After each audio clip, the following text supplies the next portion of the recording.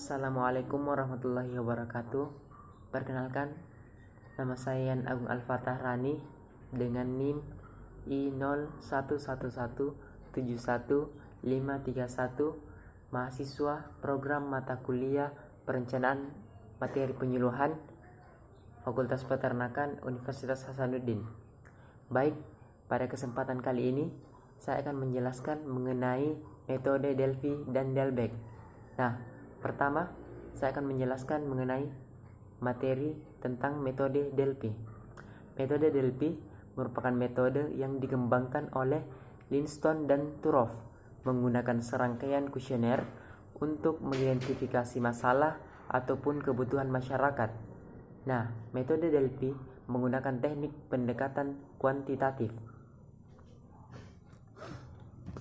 Nah, selanjutnya tahapan metode Delphi, yaitu yang pertama, mendefinisikan isu yang akan dibahas, yaitu contohnya identifikasi masalah, pakan bagi peternak, dan lain-lain.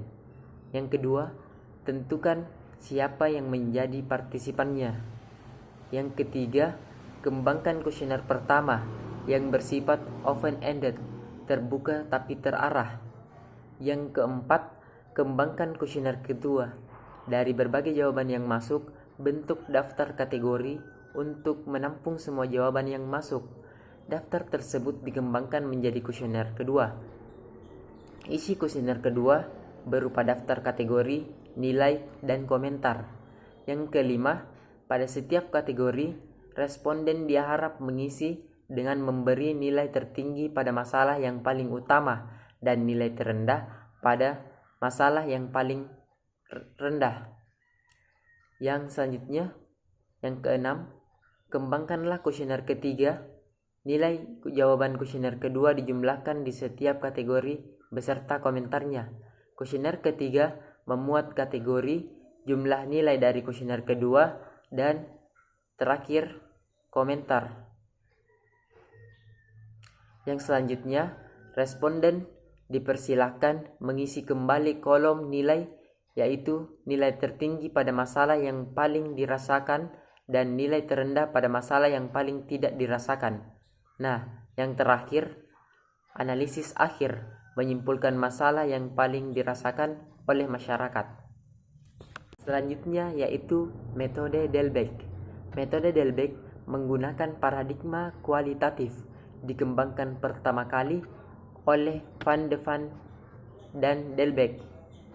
Namun, Delbecq lebih terkenal, sering disebut dengan nominal group process.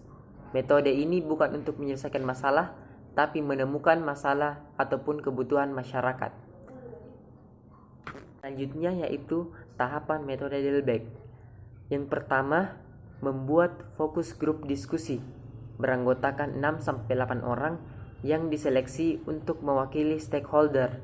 Yang kedua, menyediakan kertas dan ajukan satu pertanyaan kunci. Misalnya, apa masalah yang dihadapi peternak sapi di tempat Anda? Selanjutnya, yang ketiga, community worker bertindak sebagai fasilitator. Yang keempat, beri kesempatan peserta menjawab pertanyaan yang diajukan. Yang kelima, tuliskan jawaban setiap peserta di papan tulis atau flipchart dengan memberi kesempatan ke partisipan untuk membaca jawabannya. Yang keenam, klarifikasi jawaban peserta. Misalnya, apa yang sebenarnya Anda maksud? Nah, fase ini bukan adu argumen, tapi mengklarifikasi jawaban dari peserta. Selanjutnya, yang ketujuh, laksanakan pemungutan suara dengan memberi kesempatan pada partisipan memilih 7 jawaban yang dianggap paling penting. Nah, selanjutnya diskusikan hasil pemungutan suara guna memperjelas jawaban yang terpilih. Nah, langkah selanjutnya, lakukan lagi pemungutan suara dengan memberi nilai terbesar pada masalah yang paling penting dan nilai terkecil pada kriteria masalah yang paling tidak penting. Nah, selanjutnya kalkulasikan pemilihan suara secara keseluruhan. itulah tadi materi mengenai metode Delphi dan metode Dalbec. Sekian, assalamualaikum warahmatullahi wabarakatuh.